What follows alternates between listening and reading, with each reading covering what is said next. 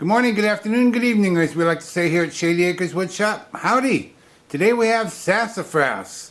Sassy Sassafras. This comes to us from viewer Robert Keys. The piece is about 10 inches long, about 9.5 inches wide, about 3.5 inches high. This is the second piece of sassafras that I'm turning from Robert. The first piece turned out pretty well. This one I'm going to turn it this side up, the wide side up. And I'm going to try and keep bark along this top edge. It'll only be on two sides. Now you can see that we have missing bark right here. There's a little bit missing over here, but it's really, the bark is still there. It's just missing the dark part. So because I'm turning it in this orientation, that means I'll be turning the bark away down here. So I'm going to take a razor knife and cut off some of this bark before I turn it off and try and save it and try and repair this part right here. I'm going to find the center of this. I'm going to drill a hole for my woodworm screw, get it mounted up on the lathe, and we'll get to turning. Like I said, I turned another piece from Robert. I told Robert that I was going to save this for a bandsaw box, and he thought that was a great idea. And a lot of you said, great, I don't know what a bandsaw box is, but I want to see you make one. I thought that was pretty funny. Anyway, I don't think it's going to be right for a bandsaw box, so I'm going to make a bowl out of it. So, Phil, what's a bandsaw box? This is my version of a bandsaw box. Other people make them out of different materials. This happens to be cherry. And what a bandsaw box is, and what that means is, it means you make it almost entirely on the bandsaw. It does require some sanding and some clamps and whatnot. What you do, this is just one piece of wood when I started. Just one single piece of wood. And if you look closely, you may be able to see a bandsaw cut right down here. It's about a 1/2 inch thick. Well, so what you do is you cut the back off of the piece, separate that, set it aside. Then over here, this is almost impossible to see. In fact, the only way I can see it is right here in the bark. You might see a cut coming right here. You put this on the bandsaw table like this, and you make your cut straight in from this side here. Straight in, straight along the bottom. You make a turn, come up this side, make another turn, come along the top, make another turn, stop. What that gives you is the inside of the bandsaw box. Of course, it would be a solid piece of wood that looked like that. So then with this, you make another cut, you cut the back off, you make another cut, cutting the front off. So now you only have this, from here all the way around to here. One solid piece of wood. It's not hollowed out at that point. Then you set that on your bandsaw table, and you make that cut. And you cut everything out of the inside of this. Then you glue that back on again, glue the front back on again, and you have your drawer that fits back in the box. In this case, I lined the drawer, well, actually I used a spray-on felt material. It's kind of purplish. I don't know if it shows in the light there. And I think I made 3 of these a few years ago. I gave away 2 as gifts and kept this one. And what I like about it is it has in this particular case, it has this built-in finger grip. So to open the drawer, it's right there. That's all you gotta do to open the drawer. And I think I did what I did with one of the other ones, maybe both of the other ones, was I took a chisel and undercut down here for a finger grip so that you just pull out like that. So it's not like you're adding a knob or anything, and it looks perfectly natural because it is perfectly natural. So that's my rendition of a bandsaw box. You can see that I've cut away some of the bark so that I can make my repair up here at the top. And I have that bark here. And that'll work just fine to fix that up there. We're going to be turning at 650 RPM, 5/8 inch bowl gouge. I'm going to wear a glove and mask and face shield on.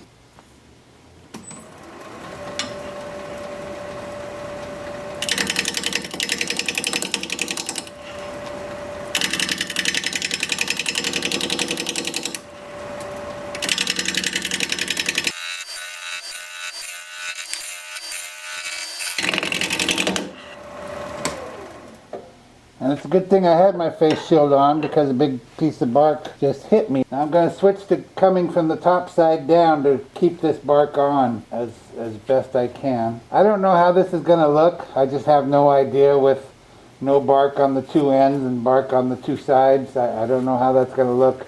We might end up taking it all off, but I'm going to start from up here and work that way to try and keep the bark on.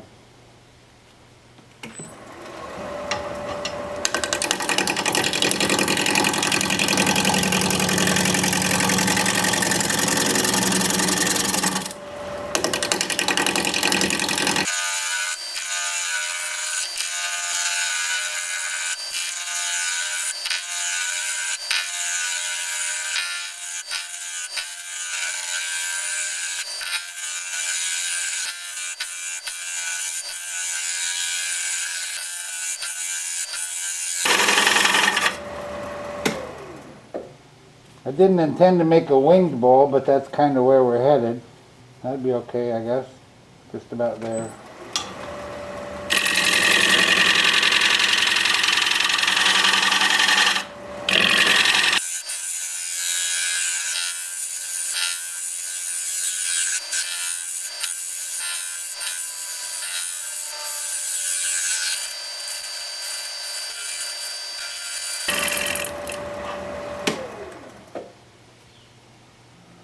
Okay, let's move to the bottom and put a tenon on there.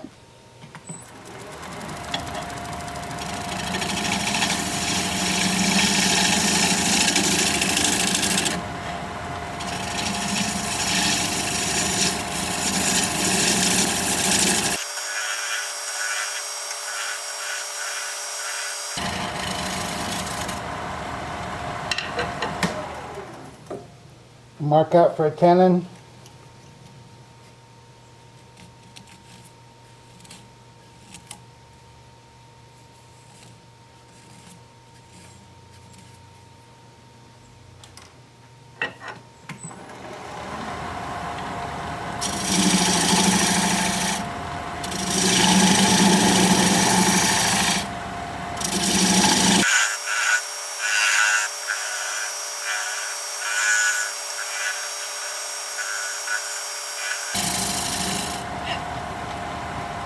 Now I'm going to use this diamond point tool to square up the sides of my tenon.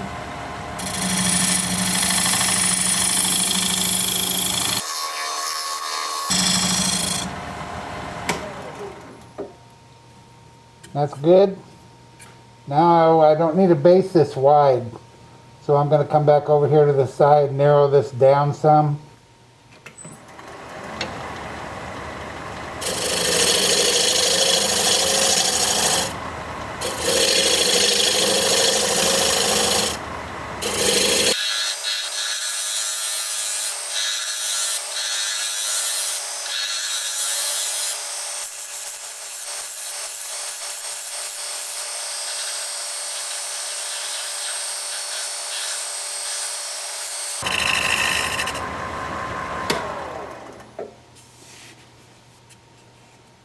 I think we're done.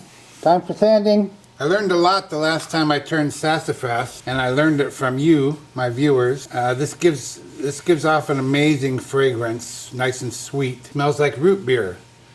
And that's because, I don't know if they still do, but they used to make root beer out of the root of the sassafras tree. And they used it for medicinal purposes as well. And a lot of people made tea from sassafras. So it's quite a versatile tree. And yes, it does smell very nice in here. Just like root beer. I think I'm at A&W. Okay, I'm going to start sanding with my Sandoflex. I'm going to sand all of the bark. And then I'm going to switch to a 2-inch disc, starting at 80 grit, and I'll sand the rest that's turned. And I'll show you what both of those look like as soon as I get my mask on. And the Sandoflex is 180 grit.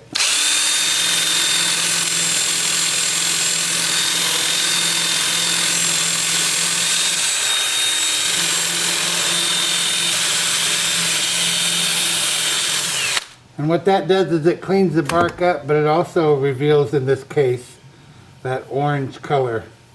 And I just love that. So I'll do a little bit more of that. Then with the lathe spinning in reverse at about 400.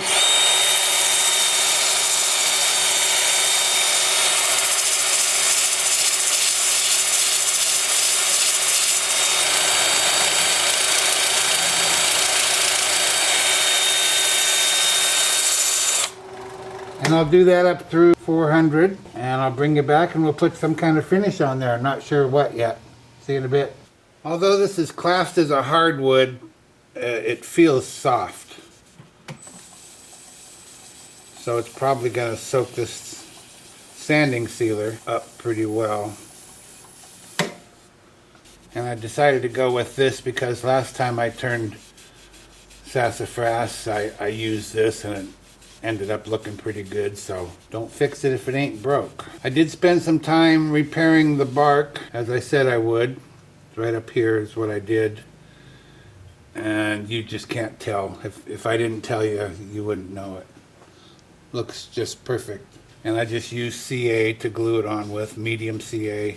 It reminds me of something you might see on a farm table or in a mountain cabin or something like that. Heavy utility piece meant to be knocked around. So it looks like I'm going to put on 2 coats of this, and then I'll put on 2 coats of shellac, and the shellac will be applied exactly the same way as this, so I won't show that part. I'll be using a brush and a rag. Looks just like this, no difference whatsoever. And this is going to make that bark just sparkle, I think.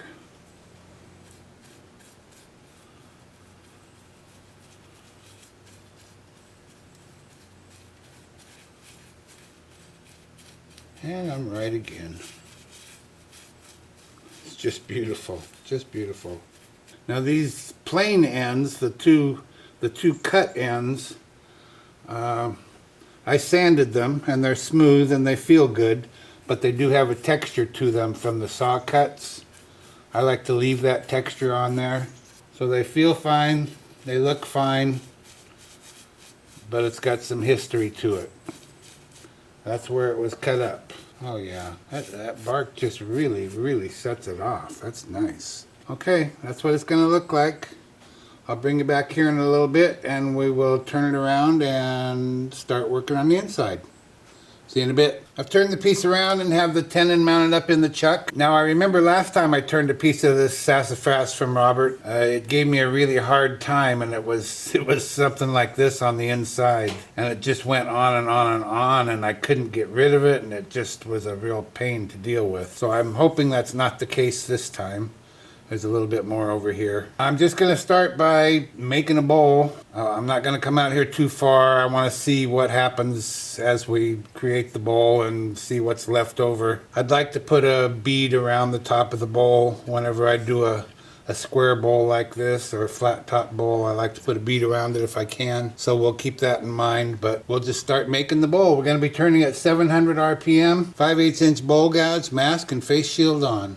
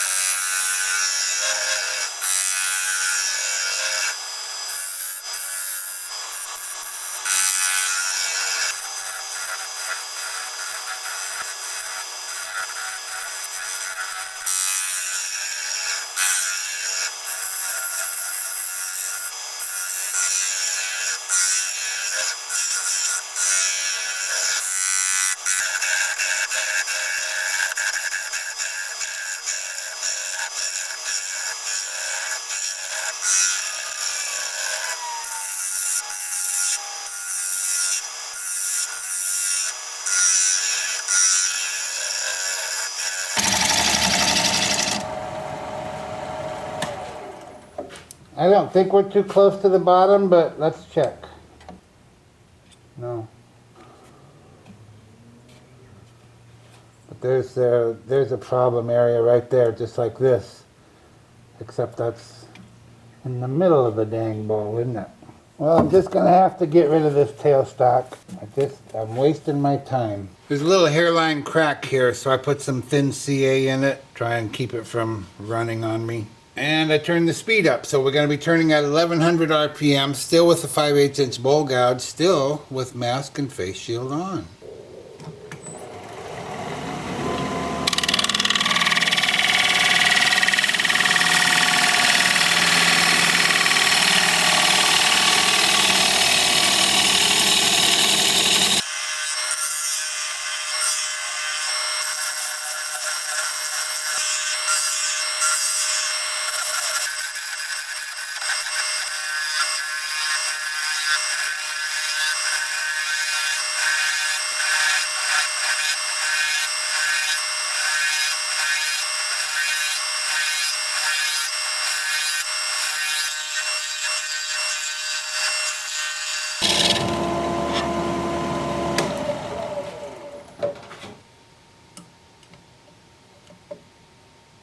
Well, we got a little ways to go yet, about another 1/2 inch.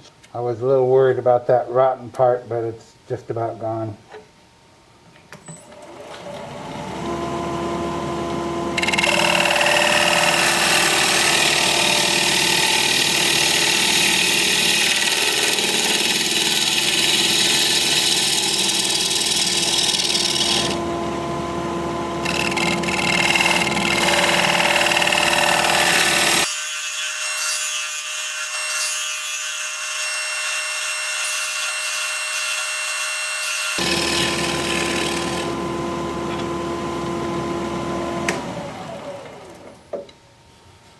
Yep, we'll go with that. I'll sharpen up my negative rake scraper and we'll scrape.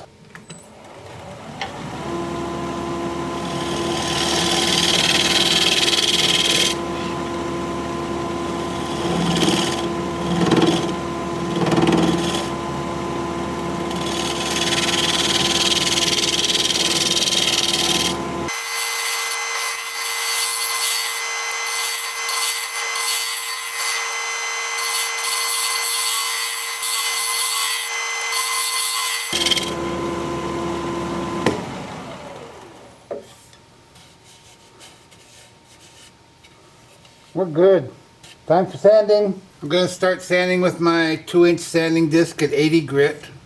I'll sand all the turn parts. The bark is still good and finished, so I don't really need to use my sandal flex on that. I'm going to be spinning the lathe in reverse at about 350 RPM. I'll work up through 400 grit.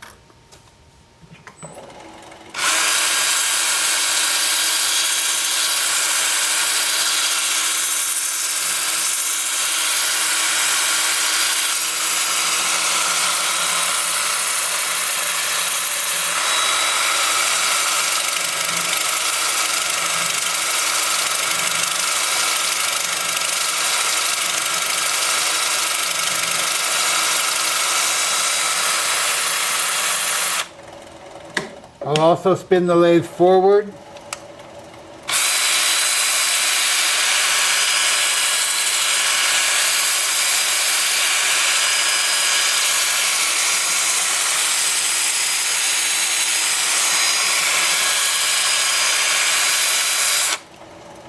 So that looks like it'll be pretty easy peasy. I think what I will do is pull each grit off and hand sand on the outside of the bead. But other than that, it'll be pretty easy peasy. I'll bring you back here in a little bit and we'll put some sanding sealer on there. Well, as I thought, the sanding was pretty easy. I like this wide grain on here. It's common in softer woods. And what happens is that when you sand it, you sand away the soft part and leave the hard part so you can still feel the grain. I mean, you can really feel the grain. It's got ups and downs to it, and it's kind of cool. This is a shellac-based sanding sealer called Zinsser Seal Coat. Same thing I used on the outside. On that mark right there, it's not a mark. I thought it was. It's been with us for a little while. It's actually grain, that black line. I can't explain it any other way. I didn't use any black stuff around it. I can't remember where that flaw was. That might be the remnants of it, I don't know. And all of the CA did sand away, so that's nice. I actually like this piece more than I thought I might. And this is why I don't like to cut the corners off before I start.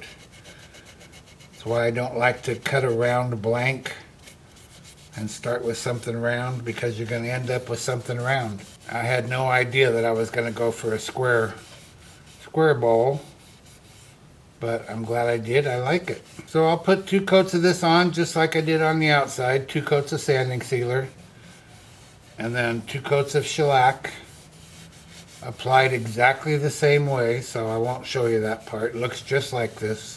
And I'll bring you back in a bit and we'll take the tenon off. See you in a bit. I've mounted a block of wood up in my chuck. I'm going to place a non-slip cloth over that and bring up my bowl. And bring up the tailstock. I still have the center hole there for reference, so I can just drive my live center into that. Wiggle the piece around a little bit, make sure it feels like it's seated. Bring up my tool rest. We'll spin the piece up, see if it looks like it's running true. I'll just hold my thumbnail against the edge of the tenon. Looks good. Turn the speed up to about 600 RPM. I'm going to use a 3/8 inch bowl gouge and commence to removing that tenon.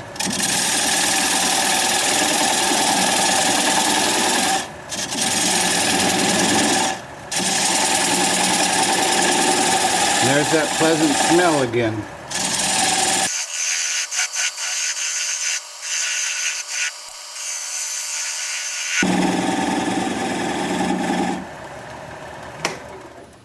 We'll check for clearance.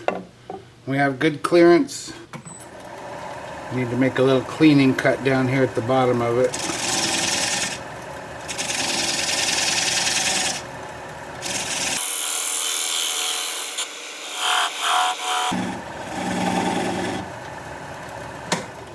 That's pretty small, so I'm going to switch to a 3/8 inch swept back bowl gouge, and I'm going to adjust my tool rest a little bit closer and a little bit higher.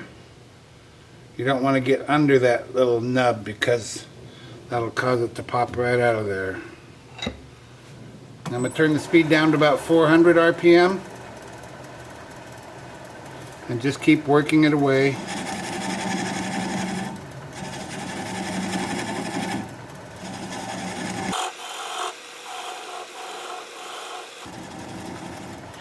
Now that's quite small, so I'm going to turn the speed down to about 200 RPM. And I'm going to apply the bevel of the gouge against the bottom of the bowl. Pressure towards the headstock. Right hand on the gouge, left hand on the switch. And when the little nub stops turning, we'll know we're through.